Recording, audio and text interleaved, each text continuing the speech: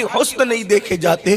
اللہ اکبر، قبر میں تو چھوٹی چھوٹی باتوں پر بھی عذاب دیا جاتا ہے۔ بے شمار ایسی قبروں کا ذکر احادیث میں ملتا ہے۔ کسی قبر پر، قبر والے پر صرف اس لیے عذاب ہو رہا تھا کہ وہ پیشاب کے چھینٹے سے نہیں بچتا تھا۔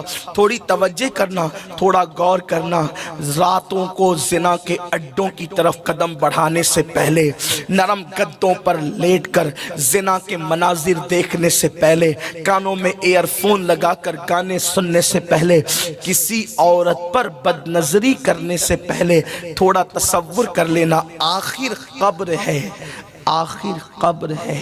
انسان کتنی ہی تدبیر کر لے، آخر قبر ہے۔ اور یہ قبر کیا ہے؟ قبر کیسے کیسوں کو دباتی ہے، کیسے کیسوں۔ میں اور آپ تو کوئی شمار ہی میں نہیں، اپنی تو کوئی حیثیت ہی نہیں۔ میں تھوڑی سی ایک حدیث پر آپ سب کی توجہ چاہتا ہوں، بڑی مشہور حدیث ہے، صحیح میں موجود ہے، اس پر آپ کی توجہ چاہتا ہوں۔ اور آپ نے اس کو کسی دوسرے باب کے اندر سنا ہے، میں اس کو کسی دوسرے باب میں ذکر کرنا چاہتا ہوں، اور آپ سب کی توجہ۔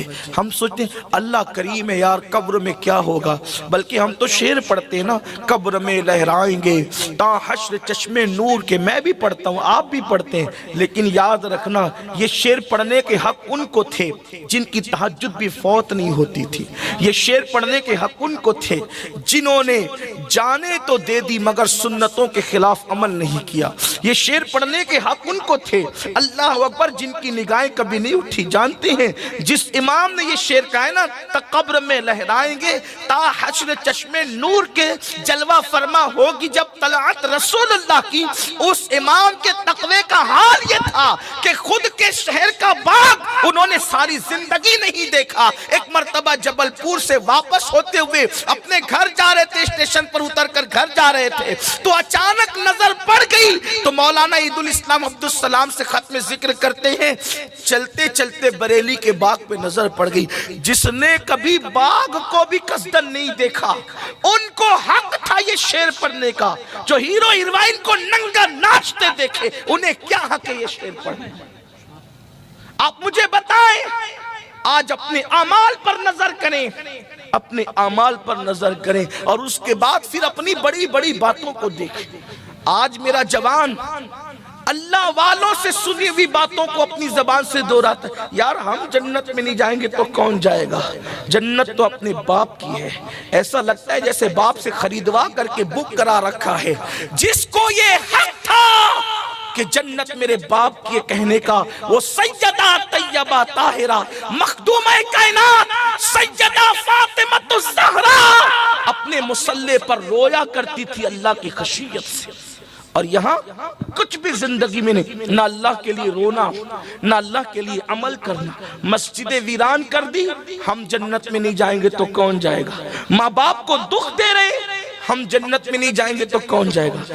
سود کے لقمے کھا رہے ہیں، ہم جنت میں نہیں جائیں گے تو کون جائے گا؟ وہ سود جس کے متعلق اللہ کے رسول صلی اللہ علیہ وآلہ وسلم فرماتے ہیں، جس نے سود کا ایک لقمہ کھایا گویا اس نے اپنی ماں کے ساتھ 36 مرتبہ زنا کیا۔ ایک لقمہ سود کا، گھما پھرا کر سود کے دھندے چل رہے ہیں۔ مولانا کو کنونس کیا جاتا ہے، نہیں مولانا اس کا رستہ ایسا نہیں، ایسا ہے۔ قدرت نے جن رستوں کو بند کر دیا ہے، دنیا کا کوئی انسان اب اس رستے کو کھول نہیں سکتا، اور جو کھولنے کی کوشش کرے وہ صراط مستقیم پر رہ نہیں سکتا۔ اللہ رب العزت کا اعلان ہے، جو سود کا کاروبار کرے گا میں اس کے ساتھ اعلان جنگ کرتا ہوں۔ سود کے دھندے کرنے والوں، محلے کے پہلوان سے لڑنے کی اوقات نہیں ہے۔ اللہ نے ان کے خلاف جنگ کا اعلان کیا ہے جو سودی کاروبار کرتے ہیں۔ بتاؤ، اللہ جس سے جنگ کا اعلان کرے، کوئی اللہ سے مقابلہ کرنے کی طاقت رکھتا ہے؟ کوئی اللہ سے معاذ اللہ مقابلہ کرنے کی ہمت کر سکتا ہے؟ واللہ تاللہ باللہ کبھی نہیں۔ اللہ کے مقابلے پر کوئی کیا ہے، کسی کی اوقات کیا؟ کسی نے خدا ہونے کا دعویٰ کیا، اللہ نے لنگڑے مچھر سے اس کو ہلاک کر دیا۔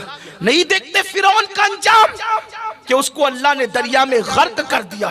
نہیں دیکھتے بخت و نصر کا انجام کہ اللہ اکبر، قدرت کو چیلنج مت کرو، دنیا की है। इस चंद दिन की दुनिया के चक्कर में अल्लाह को नाराज मत करो। हलाल कमाने वाले अपना माल कब्र में नहीं ले गए, हराम कमाकर हम क्या अपना माल कब्र में ले जाएंगे। झूठ बोलकर कारोबार मत करो, धोखा देकर कारोबार सब दुनिया में रहेगा।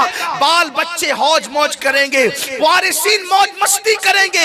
अब तो लोग इतने बेवफा है, मुर्दा बाप की कब्र पर जवान बेटा फातिहा पढ़ने भी नहीं आता। अरे कब्र पर आकर फातिहा पढ़ना तो दूर की बात है, बेटा तो बाप के लिए मगफिरत की दुआ भी नहीं करता। अब तो लोग फातिहा के लिए भी तरस रहे हैं, लोग दूसरों का भला चाह रहे हैं। जीवन साथी पे बिना नंबर शेयर करें, अपने मैचेस से गर्ज हो गया। मैं कहता अल्लाह करे इंसान खुद गर्ज हो जाए। अगर इंसान खुद गर्ज हो जाता तो कम से कम बच्चों के लिए हराम दौलत कमा करके अपनी आखिरत खराब न करता। इंसान खुद गर्ज हो जाता तो नमाज के वक्त तो दुकान पे बैठकर अपने घर वालों के भले के चक्कर में अपना बुरा न करता। हाँ, कुछ नहीं ले जाना है दुनिया से। कुरान कहता है ला तंसा नसीबका मिनद दुनिया, दुनिया से अपने नसीब का मत भूलो, सिवाय कफन के दुनिया से कुछ नहीं ले जाओगे।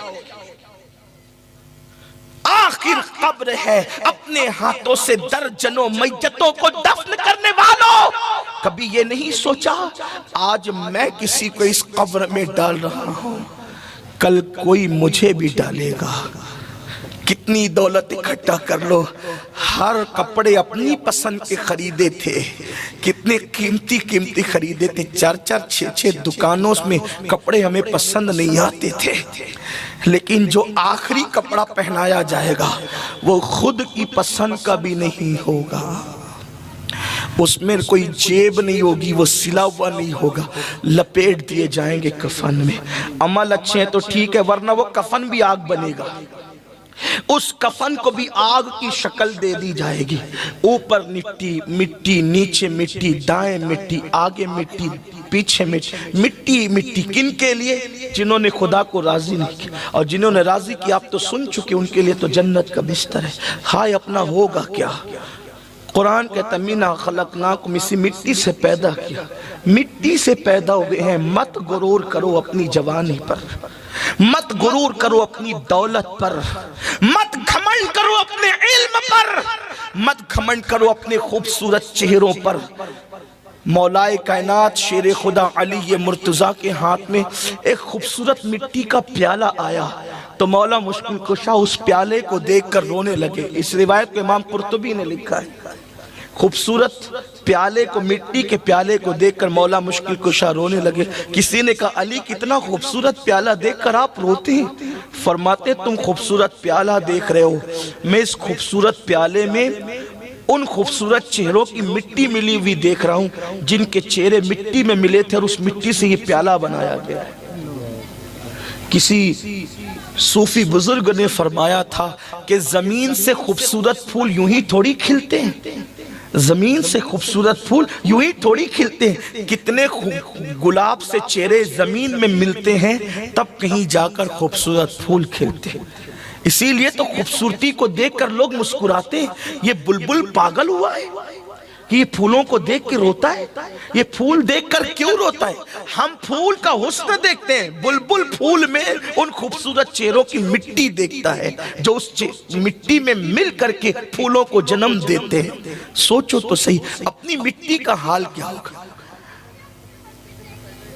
अपनी दुनिया की फिक्र करने वालों, अपनी कब्र का इसी मिट्टी से पैदा किए गए, अकड़ कर जमीन पे चल रहे हैं, दौलत पे इतरा रहे हैं, किसी को कुछ नहीं समझ रहे हैं, अल्लाह को भूल चुके, रसूलुल्लाह के कानून को पीठ के पीछे डाल चुके, दाढ़ियां मुंडाकर गटरों में फेंक रहे हैं। आजकल लड़कियों का हुस्न ही सब कुछ हो गया, गाने बाजी सब कुछ हो गए, मस्जिद से दीन से दूरी सब कुछ हो गई। याद रखना मिन्हा खलकनाकुम। इमाम गजाली रहमतुल्लाह अलैह लिखते हैं मेरे उस्ताद ने देखा एक जवान बहुत तकब्बुर से घमंड से जमीन पे इतरा के चल रहा था। आजकल के लड़के बड़े घमंडी तौर पे चलते, एयरपोर्ट पे देखे, स्टेशन पे देखे, वो कुछ अगर उनके बाजू थोड़े से मोटे हो जाए ना, मसल उनके अगर फूल जाए تو اس پر پتیاں پھول خدا جانے کیا کیا بناتے، اس پر بھی اور پھر کمر پر بھی، اب تو کمر بھی کھول کے چل رہے ہیں کہ